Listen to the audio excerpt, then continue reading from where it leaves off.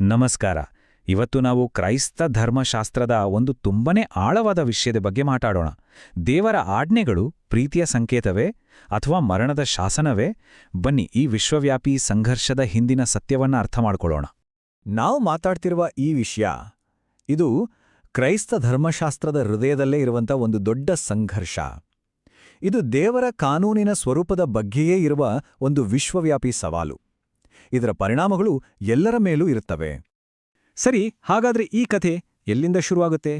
ಇದು ಶುರುವಾಗೋದೇ ಸೈತಾನನು ದೇವರ ಮೇಲೆ ಹೊರಿಸಿದ ಒಂದು ಗಂಭೀರ ಆರೋಪದಿಂದ.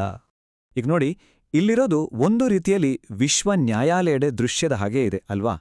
ಒಂದು ಕಡೆ ಸೈತಾನ ವಾದ ಮಾಡ್ತಾನೆ, ದೇವರ ಕಾನೂನು ಪಾಲಿಸೋಕೆ ಆಗಲ್ಲ, ಅದು ಅನ್ಯಾಯ ಅಂತ. ಇನ್ನೊಂದು ಕಡೆ ದೇವರು ಹೇಳ್ತಾನೆ, ಇಲ್ಲ, ನನ್ನ ಕಾನೂನು ಪ್ರೀತಿಯ ಪ್ರತಿರೂಪ, ಅದು ಜೀವನಕ್ಕೆ ದಾರಿಯೇ ಹೊರತು ಮರಣಕ್ಕಲ್ಲ ಅಂತ. ಇದರ ಪರಿಣಾಮ ಎಷ್ಟು ಗಂಭೀರವಾಗಿದೆ ಅಂದ್ರೆ, ಒಂದು ವೇಳೆ ಸೈತಾನನ ವಾದವೇ ನಿಜವಾಗಿದ್ರೆ ಆಗ ದೇವರ ಆಳ್ವಿಕೆ ಮರಣಶಾಸನ ಆಗ್ಬಿಡುತ್ತೆ. ಯಾಕಂದ್ರೆ ಕಾನೂನು ಮುರಿದ್ರೆ ಕೊನೆಗೆ ಸಿಗೋದು ಅಗ್ನಿಕುಂಡ. ಹಾಗಾದ್ರೆ ಇಷ್ಟು ದೊಡ್ಡ ವಿಶ್ವವ್ಯಾಪಿ ವಾದಕ್ಕೆ ಉತ್ತರ ಸಿಗೋದು ಹೇಗೆ? ಉತ್ತರ ಬರೋದು ಅಂತಿಮ ಸಾಕ್ಷಿಗಳು ಅಂತ ಕರೆಯಲ್ಪಡುವ ಒಂದು ವಿಶೇಷ ಗುಂಪಿನಿಂದ. ಇವರನ್ನ ನಾವು ಗುರ್ತಿಸೋದು ಬರೀ ಅವರ ಸಾವಿನಿಂದ ಅಲ್ಲ, ಅದಕ್ಕಿಂತ ಹೆಚ್ಚಾಗಿ ಅವರು ಹೇಗೆ ಬದುಕಿದ್ರು ಅನ್ನೋದ್ರಿಂದ. ದೇವರ ಆಜ್ಞೆಗಳನ್ನ ಪಾಲಿಸೋದು ಸಾಧ್ಯ, ಪ್ರೀತಿಯಿಂದ ಬದುಕೋದು ಸಾಧ್ಯ ಅಂತ ತಮ್ಮ ಇಡೀ ಜೀವನದ ಮೂಲಕವೇ ತೋರಿಸ್ಕೊಟ್ಟವರು ಇವರು. ನೋಡಿ, ಅವರ ಪಾತ್ರ ಎಷ್ಟು ನಿರ್ಣಾಯಕ ಅನ್ನೋದಕ್ಕೆ ಇದೇ ಸಾಕ್ಷಿ. ಅವರ ಜೀವನ ಮತ್ತು ಮರಣ ಇದೇ ಆ ವಿಶ್ವವ್ಯಾಪಿ ನ್ಯಾಯಾಲಯದಲ್ಲಿ ದೇವರ ಪರವಾಗಿ ಸಲ್ಲಿಸಿದ ಅಂತಿಮ ಪುರಾವೆ. ದೇವರ ಕಾನೂನು ಸತ್ಯ ಅನ್ನೋದಕ್ಕೆ ಅವರೇ ಜೀವಂತ ಸಾಕ್ಷಿಗಳು. ಹಾಗಾಗಿ ನಾವಿಲ್ಲಿ ಅರ್ಥ ಮಾಡ್ಕೊಳ್ಬೇಕಾದ ಅತಿ ಮುಖ್ಯವಾದ ವಿಷಯ ಏನಂದ್ರೆ, ಅವರ ತ್ಯಾಗ ಅನ್ನೋದು ಕೇವಲ ಒಂದು ದುರಂತವಲ್ಲ, ಅದು ದೇವರ ನ್ಯಾಯವನ್ನೇ ಎತ್ತಿ ಹಿಡಿದ ಒಂದು ಮಹಾನ್ ವಿಜಯ. ಈ ಎಲ್ಲ ಘಟನೆಗಳು ನಮ್ಮನ್ನ ಕಥೆಯ ಕ್ಲೈಮ್ಯಾಕ್ಸ್ಗೆ, ಅಂದ್ರೆ ಪರಾಕಾಷ್ಠೆಯ ಕ್ಷಣಕ್ಕೆ ಕರ್ಕೊಂಡು ಹೋಗುತ್ತೆ. ಅದು ಯಾವ ಕ್ಷಣ? ದೇವರ ನ್ಯಾಯ ಇಡೀ ಜಗತ್ತಿನ ಮುಂದೆ ಸಾಬೀತಾಗುವ ಸಮಯ. ಮೂಲ ಗ್ರಂಥಗಳ ಪ್ರಕಾರ ಇದು ಬರೀ ಒಂದು ಶಬ್ದ ಅಷ್ಟೇ ಅಲ್ಲ, ಇದು ಅಂತಿಮ ತುತೂರಿ, ತೀರ್ಪನ್ನು ಜಗತ್ತಿಗೆ ಘೋಷಿಸಿ ಎಲ್ಲವನ್ನೂ ಬದಲಾಯಿಸುವ ಒಂದು ದೈವಿಕ ಸಂಕೇತ. ಈ ಶಬ್ದ ಕೇಳಿದ ತಕ್ಷಣನೇ ತೀರ್ಪು ಹೊರಬಂದ ಹಾಗೆ. ಸೈತಾನನ ಆರೋಪ ಸುಳ್ಳು, ದೇವರ ಕಾನೂನು ಸತ್ಯ ಅಂತ ಅಧಿಕೃತವಾಗಿ ಘೋಷಣೆಯಾಗುತ್ತೆ. ಅಷ್ಟೇ ಅಲ್ಲ, ಇದು ಮೊದಲ ಪುನರುತ್ಥಾನದ ಆರಂಭವನ್ನು ಕೂಡ ಸೂಚಿಸುತ್ತೆ. ಹೌದು, ಈ ಮೊದಲು ಪುನರುತ್ಥಾನ ಅನ್ನೋದು ಎಲ್ಲರಿಗೂ ಅಲ್ಲ. ಇದು ಕೇವಲ ಆ ಹುತಾತ್ಮ ಸಾಕ್ಷಿಗಳಿಗೆ ಮಾತ್ರ ಮೀಸಲು. ಅವರ ಅಚಲವಾದ ನಂಬಿಕೆ, ಪ್ರೀತಿಗೆ ಸಿಕ್ಕಿದ ಬಹುದೊಡ್ಡ ಪ್ರತಿಫಲ ಅಂದ್ರೆ ಅದು ಮರಣದ ಮೇಲಿನ ಜಯ.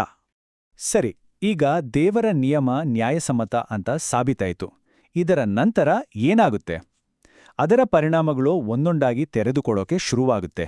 ಒಂದು ಹೊಸ ಆಡಳಿತ ಶುರುವಾಗುತ್ತೆ, ನ್ಯಾಯ ತೀರ್ಪಿನ ಪ್ರಕ್ರಿಯೆ ಕೂಡ ಆರಂಭವಾಗುತ್ತೆ. ಈ ಟೇಬಲನ್ನೊಮ್ಮೆ ಗಮನಿಸಿ. ಬೇರೆ ಬೇರೆ ಗುಂಪುಗಳ ಭವಿಷ್ಯ ಏನಾಗತ್ತೆ ಅನ್ನೋದು ಇಲ್ಲಿ ಸ್ಪಷ್ಟವಾಗಿ ಕಾಣಿಸುತ್ತೆ. ಹುತಾತ್ಮ ಸಾಕ್ಷಿಗಳು ಮೊದಲು ಎದ್ದು ಬಂದು ಕ್ರಿಸ್ತನ ಜೊತೆ ಆಳ್ವಿಕೆ ಮಾಡ್ತಾರೆ. ಆದರೆ ಉಳಿದವರು, ಅಂದ್ರೆ ಇತರ ಸಂತರು ಮತ್ತು ದುಷ್ಟರು, 1000 ವರ್ಷಗಳ ನಂತರ ಮಹಾಶ್ವೇತ ಸಿಂಹಾಸನನ ನ್ಯಾಯತೀರ್ಪಿಗಾಗಿ ಎಬ್ಬಿಸಲ್ಪಡ್ತಾರೆ. ದೇವರ ಗುಣ ನ್ಯಾಯಸಮ್ಮತ. ಆತ ನ್ಯಾಯವಂತ ಎಂತ ಸಾಬೀತಾದ ಮೇಲೆಯೇ ಆತನ ಆಜ್ಞೆಗಳನ್ನ ತಿರಸ್ಕರಿಸಿದ ಪ್ರಪಂಚದ ಮೇಲೆ ಅಂತಿಮ ನ್ಯಾಯತೀರ್ಪು ಶುರುವಾಗುತ್ತೆ. ಹಾಗಾದ್ರೆ ಈ ಇಡೀ ವಿಶ್ವವ್ಯಾಪಿ ಘಟನೆಯ ಮೂಲ ಸಂದೇಶವಾದ್ರೂ ಏನೋ?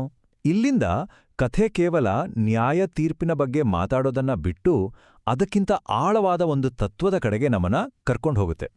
ನೋಡಿ, ಇಲ್ಲಿರೋ ಅತಿ ಮುಖ್ಯವಾದ ಪಾಯಿಂಟ್ ಏನಂದ್ರೆ, ಸೃಷ್ಟಿಯ ಉದ್ದೇಶವೇ ಅಗ್ನಿಕುಂಡದ ಭಯ ತೋರಿಸಿ ವಿಧೇಯತೆಯನ್ನ ಬಲವಂತವಾಗಿ ಪಾಲಿಸುವಂತೆ ಮಾಡುವುದಾಗಿರ್ಲಿಲ್ಲ. ಮೂಲ ಗ್ರಂಥದ ವಾದವೇನು ಅಂದ್ರೆ, ಶಿಕ್ಷೆಯಿಂದ ಪ್ರೀತಿ ಹುಟ್ಟೋಕೆ ಸಾಧ್ಯವಿಲ್ಲ. ಶಿಲುಬೆಯ ಮೇಲಿನ ತ್ಯಾಗ ಮತ್ತು ಅದನ್ನೇ ಅನುಸರಿಸಿದ ಹುತಾತ್ಮರ ಜೀವನ, ಇವೆರಡೂ ಸೇರಿ ಒಂದು ಸತ್ಯವನ್ನ ಸಾಬೀತುಪಡಿಸ್ತವೆ. ಅದು ಪ್ರೀತಿಯೊಂದೇ ಸ್ವತಂತ್ರ ಇಚ್ಛೆಯನ್ನ ಪರಿಪೂರ್ಣಗೊಳಿಸಬಲ್ಲ ಏಕೈಕ ಶಕ್ತಿ ಅಂತ. ಹಾಗಾದರೆ ಕೊನೆಯದಾಗಿ ಈ ಇಡೀ ವಿಶ್ವವ್ಯಾಪಿ ನಾಟಕ ಬಗೆಹರಿಯೋದು ಬಲದಿಂದಾಗ್ಲಿ ಭಯದಿಂದಾಗ್ಲಿ ಅಲ್ಲ, ಬದಲಿಗೆ ತ್ಯಾಗಮಯ ಪ್ರೀತಿಯ ಸಾಕ್ಷ್ಯದಿಂದ ಅನ್ನೋದನ್ನ ಈ ವಿಶ್ಲೇಷಣೆ ನಮ್ಗೆ ತೋರಿಸ್ಕೊಟ್ಟಿದೆ. ಇದು ಕೇವಲ ದೇವರ ನ್ಯಾಯದ ಸ್ವರೂಪದ ಬಗ್ಗೆ ಮಾತ್ರ ಹೇಳೋದಿಲ್ಲ, ಪ್ರೀತಿಯಲ್ಲಿರೋ ಪರಿವರ್ತಕ ಶಕ್ತಿಯ ಬಗ್ಗೆನೂ ನಮ್ಮನ್ನ ಆಳವಾಗಿ ಯೋಚಿಸುವಂತೆ ಮಾಡುತ್ತೆ.